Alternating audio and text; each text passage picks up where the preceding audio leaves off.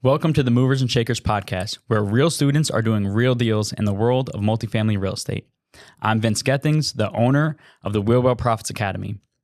Listen in as we dive into the journeys of driven individuals who are turning their dreams into reality. These people are just like you, taking action and making things happen. If you enjoy the show, please like, subscribe, and if you're ready to take action, check us out at wheelwellprofits.com to learn more about our incredible community. Let's get started.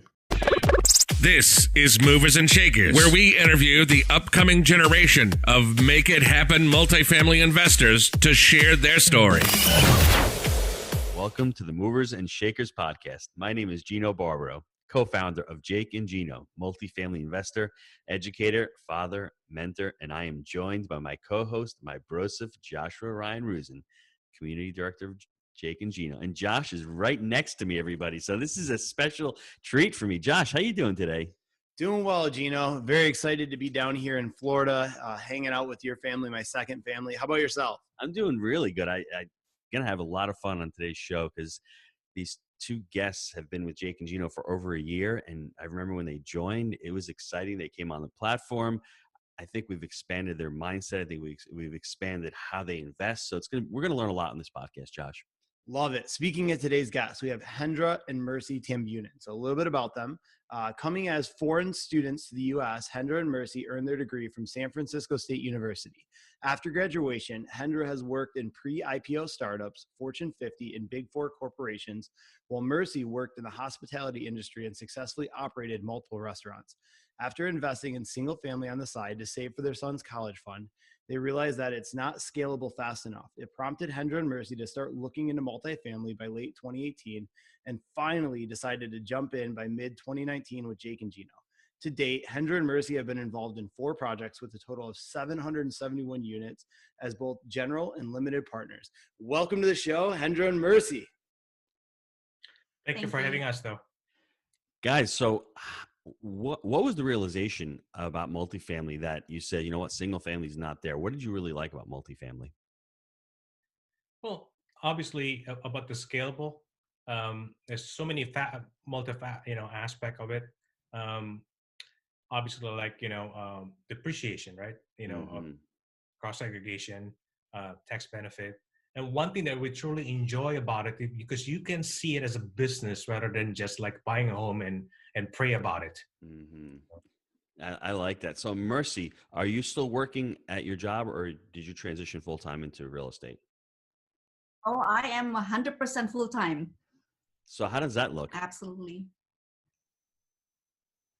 I love it. Other than being lonely sometimes, but I'm a frequent attending a lot of different meetups just to broaden up my horizon and also network as well.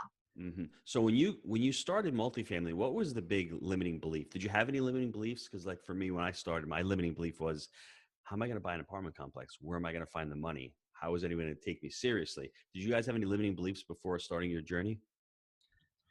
Well, for me, not so much because I like numbers. I like to look it up. How do we grow the investment and so forth.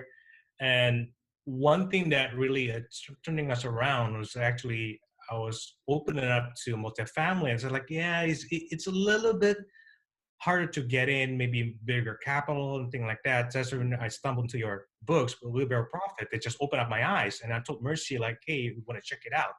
And maybe you can share your experience though. What's your aha moment after reading that book?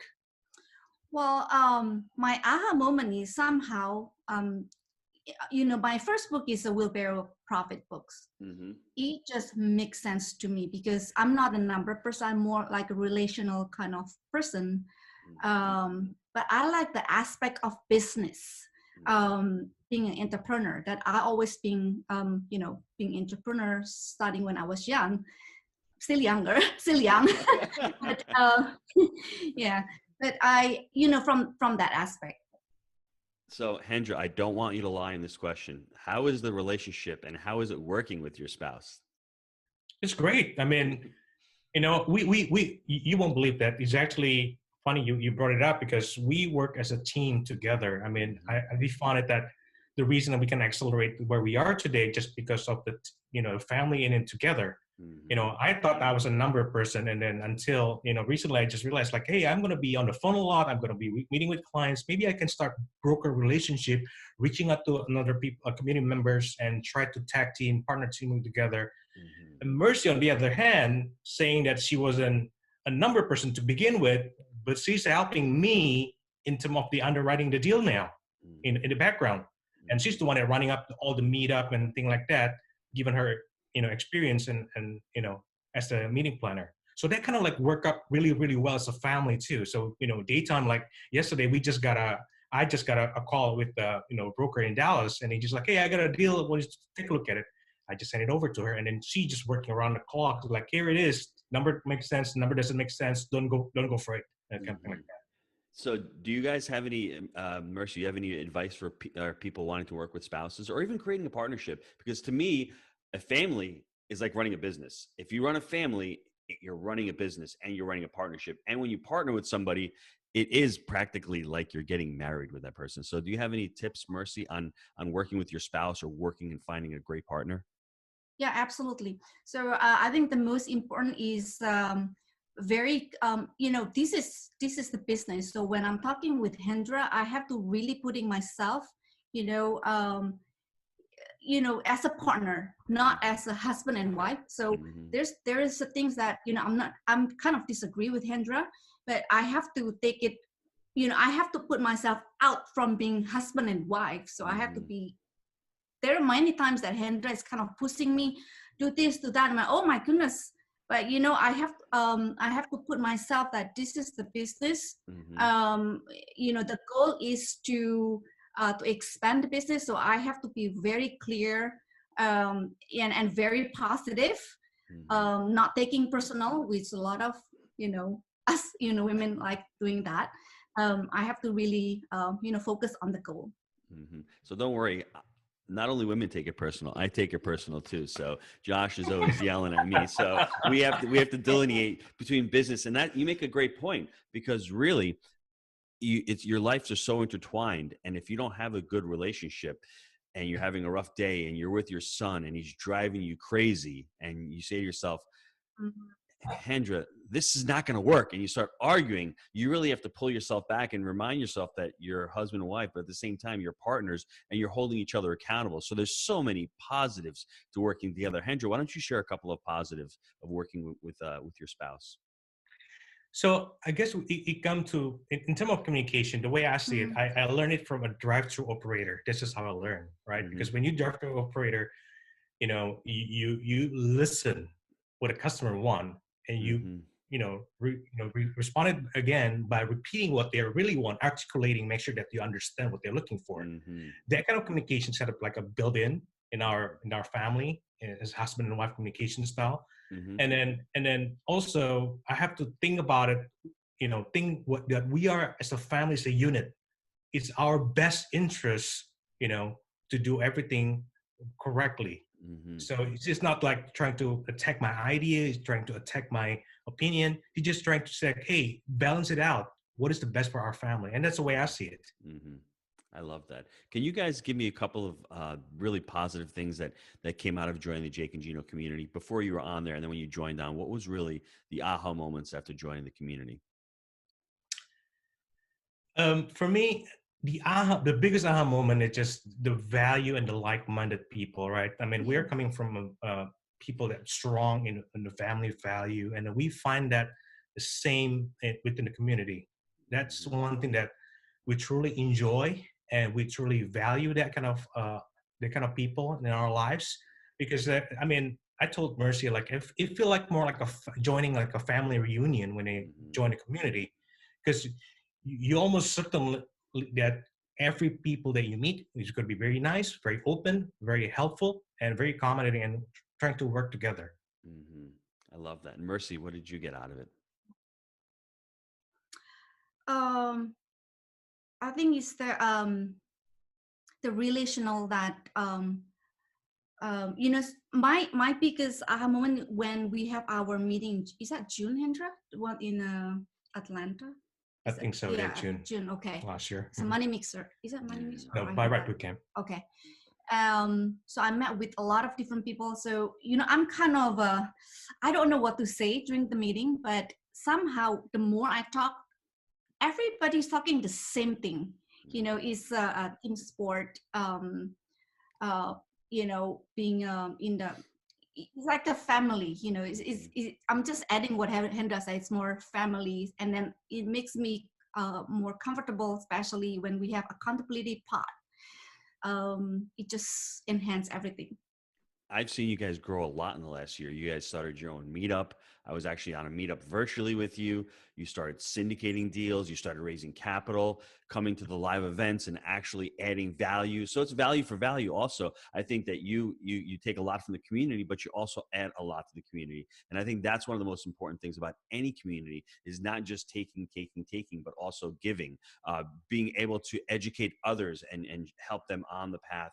And also, you're also out there networking with students, and you're also actually partnering with students. I think that's a really, really big positive of the community. What do you think, Josh? Yeah, so I want to get in the weeds on some of your most recent deals. So I think the last one was 176 unit in Texas, correct? That's correct, yeah. Let's talk a little bit about that deal, right? What you guys liked about it, kind of the roles you played, and where you see the deal going, and how community and relationships were able to help you with that deal as well. So that deal actually came to our table, through our relationship with the local broker here. And as we do initial underwriting, we reach out to our partners who got introduced to us in the first deal that we got through a community member. So, and we introduced it to them, and then apparently already been awarded with the deals. So we just come in and help and partner up, and then knowing that this is a really good deal, so we just go from there. Mm-hmm. And turned out that one of another partners is actually Eliza Zhang, which is another Wheelbarrow Profit Community member. So that's all are intertwined, and we work together. And then it just blended nicely, perfectly. One thing that we like about this deal, we saw the property and they already got HVAC replaced about a year and a half ago. So that's about like $1 million or a couple $1 million improvement already. Mm-hmm. And we just take it over and then just do a little bit exterior and a minimum CapEx coming in, and works perfectly number wise. Love that. I didn't ask you this question. Why did you guys want to get into multifamily? What was the main reason? Was it for financial freedom? Was it for saving? Was it to get out of your job? What was the ultimate goal for you to get into it? First one for us, obviously, to pay for our son's college tuition. Mm-hmm. And I think for Mercy, she just want to be in a business, and multifamily is a business. Mm-hmm. It's not just like investing, money and buying and hold and pray. But this is truly a business that we can see, like, how do we maximize the revenue and how do we minimize the expenses? And it just makes sense. Yeah. So Mercy, for you, why for you? I think more so for our son, for Jeremiah. Mm-hmm. Definitely, I do not want him be in the student loan, mm-hmm. because both of us, we don't have a student loan, and we are so grateful with our family, and we want to help him in that sense. Mm-hmm. So for you, your goals were small, because I'm sure you probably already surpassed the college. And how has it been, Mercy, for you to actually work full time on the business? Oh, I have to. I love it because definitely I need to have mental agility. Mm-hmm. And until, of course, I read your book, and then until this one book that's really opened up my mind is a book by Simon Sinek about Infinite Game. Mm-hmm. That's amazing. So it helped me to have a growth mindset. Growing every day, learning every day, in communication, in a lot of different things. Mm-hmm. So you bring up a lot of mindset there, right? Growth mindset and kind of learning. How much would you say mindset is of the business? That's a lot, yeah. Because that's the thing that, because a lot of people mindset is just like, oh, I cannot do it, I cannot afford it. And then one thing that we learned from this journey in multifamily, I mean, don't be afraid to ask the right question. In fact, one of our first deals, a GP, is coming by asking the right question. One of the students, or a community member rather, posting it just to close a deal. And I said to Mercy, like, maybe we can ask, and like, how can we help in that sense? And apparently there's something even though the deal's already closed, apparently there's some additional capex buffer that need to be raised. And then that's how we come in, and this is a GP in our first deal. By asking the question to the community member, not simply is like, can I get in a deal, but asking like, how can I help you in this deal? Yeah, I think you bring up a really powerful point there, right? Rather than I can't afford it, it's how can I afford it? And I think that the subconscious is very powerful. And what you focus on is what it's going to find and what expands. So when you're looking for ways to add value, rather than just take, all of a sudden you find that and you create a win-win. So I agree with that 100%. And Hendra, it just lends to the book from Bob Burger, The Go-Giver. The Go-Giver was a salesperson who just wanted to take. He was only worried about his sales. He wasn't worried about the person he was selling to. And once what you did is, how can I help that group close the deal instead of what can I get from that deal? Everything shifts. I think if everybody in life takes that approach and looks at it from that way, I know it's very hard because we're all out there. We're trying to earn money. We're trying to make a living. We're trying to put our kids through college. But if we really step back and say, how can I help that other person? If you ask that to enough people and you help enough people, you're going to get enough deals and you're going to have enough units and you're going to be able to live a great life. So I love that point. Before we get to short answer questions, I wanted to ask you, if someone comes up to you and says, hey, Hendra, Mercy, I want you both to answer this. How do I get into multifamily? What are the steps that I need to get into multifamily? That's the first one. And what would make me a successful multifamily investor? Could you both answer that question for me? I would say from my personal experience, network and learn as much as you can and try to bring value to other people. That's how you open up the door. Many people, the mindset is getting into real estate investing, like I need to find a deal or I need to find the money. Yeah. It's like, that's great. Yeah, that's the step. But without the network, without understanding how everybody work together as a team, you will never get there. I mean, you're probably going to get there, but it's going to take you longer. That's what we learned. I like that. Thank you. And for me, it's more so on the educational. So I'm so glad I found you, Jake and Gino community. I learned from there. Bill Ham, I really appreciate him. So I've been calling him every deal. I will call Bill Ham and doing a Zoom call, record it, and then listen again. And also, as Hendra says, bring value. As a starter, I don't know what kind of value that I can bring, but we always, I think in each of us, we have 3 T. One is the time, talent, and treasure, right? And for me, the way I bring value, it's my time. 3 T's, yes. I like that. I'm writing that down because that's the name of this podcast, the 3 T's. I like that a lot. That's our philosophy of life, by the way. I learned it from my friend. You got everybody to have a 3 T. Yes. I like that. Thank you for sharing that. And I got to give a big shout out to Master Coach Bill Ham because he's an amazing coach. No BS, right? You get on the call, you bring your deal, and it's really about your time, right? He values your time and you value his time. And the amazing part about the accountability and having a coach, people might think it's a waste of time, but what you could learn in an hour's time with somebody who's bought over 1,000 units, who's property manager, who's vertically integrated, it's an amazing thing because you can learn how to close a deal. You can learn all about the purchase and sale agreement. You can learn about the due diligence on the deal. You can learn about the takeover on the deal. You can learn about the financing on the deal. There's so many things that you can learn in that 1-hour call instead of trying to spend 16 hours on YouTube videos where it's somebody who's never done it before. So I think everybody out there, education times action equals results. But another thing that Hendra and Mercy are doing, which is really sort of being downplayed, is they put a ton of work into this. They, those calls with Bill, they need to prepare for those calls, getting out there and doing the networking events, getting out there doing the money mixers, getting out there doing the meetups.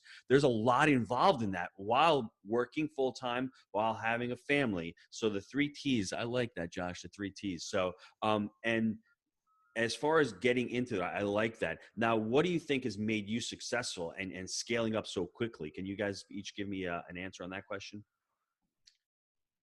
I would say that it's just networking, talking with people.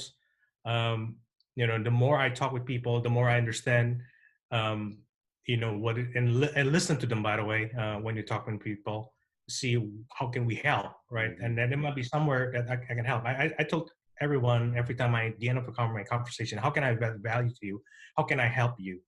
And I always tell them, like, even though I might not know all the answer, but I maybe can, point you the right direction or connect you with the right people, and even including a partnership. I mean, I might not be a right partner for you, but I can point you to the right people that can partner with you potentially.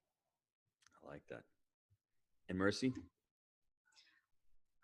I would say we need to dedicate ourselves to learn, to continuously learning. Once we know, and then growth mindset, and also network is very important. Yeah. I like that. Well, one thing that I have to add up though, Gino, that Mercy has been the operation behind our meetup. I mean, she's a planner, actually. Right now for our meetup, she already plan ahead, like for the next 3 or 4 months, who's the speaker, what date, and thing like that in her agenda already. So she's the kind of person that that always plan ahead, and that helped us a lot as a family too. So Josh has taught me this phrase: proper planning prevents piss poor performance. Remember that. So Josh told me that. So he's always prepared. I'm kidding. Josh is not always prepared. But, if you really think about that, what you said really means a lot, because what happens is I'm trying to teach my 17-year-old son. He had his speech due today. Last night, he's worrying about it. He's got to download it onto Dropbox. He's never done that before. I said, Michael, proper planning. You had a week to do the speech. Why wait till the last day to do the speech? You may have a power outage. You may have Dropbox issues. You may have anything. So I agree 100% on that. So that is an excellent advice. Let's take a quick time out to hear from our sponsors. Gino, I know a lot of our listeners are wanting to take their multifamily investing business to the next level. I know that you've been hard at work helping Jake and Gino students do just that using our framework. Can you explain to the listeners how they can get our help? Guys, we've been hard at work growing our community of like-minded investors, and the results of our members has been nothing short of incredible. We're looking to grow this amazing group. What we're looking for is those who want to follow our proprietary framework that we've created: buy right, manage right, and finance right. Leverage our connections, education, and mentorship as ways to take your business to the next level. So if you're interested in finding out more about how you can become a part of our amazing community, apply to work with us at jakeandgino.com/apply. All right, Hendra and Mercy, I got some short answer questions here for you. What is your favorite book and why? I would say Go Giver for me, and Wheelbarrow Profit, obviously. All right. Mercy? Mine is Wheelbarrow Profit. I really love it. That's my aha moment and opened my eyes. And the one that's opened my mind also is The Infinite Book by Simon Sinek. I like that. Love it, love it. All right, what about your best habit for success and why?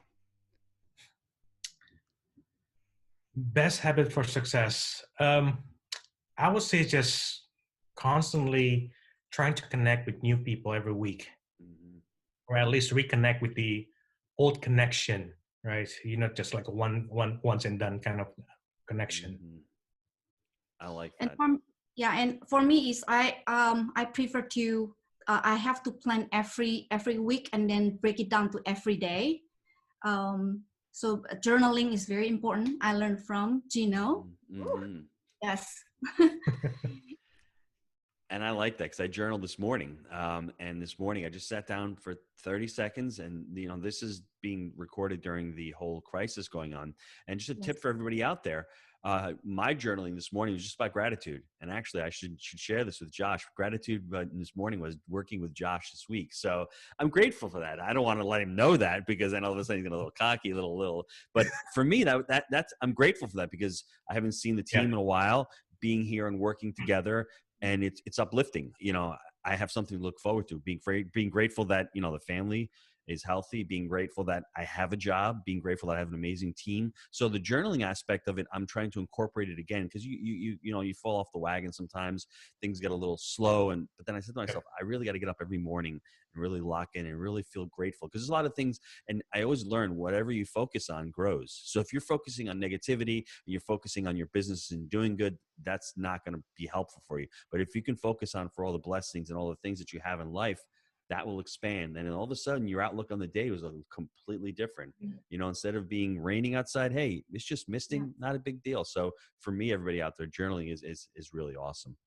Love that. All right. So there have been a really a bunch of great golden nuggets in this episode, and I want to kind of cover a few of them. One, so looking at multifamily compared to single family, the fact that you can run it more as a business, right? Even on valuing the properties, it's based more on the NOI rather than comps. You have more control of that.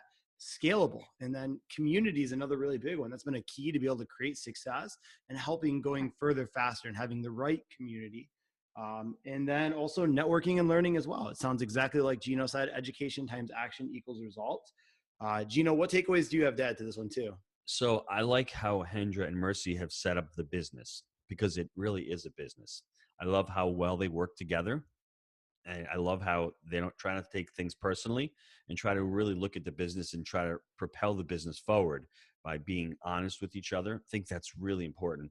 And Hendra mentioned a few times about networking, and real estate is a network.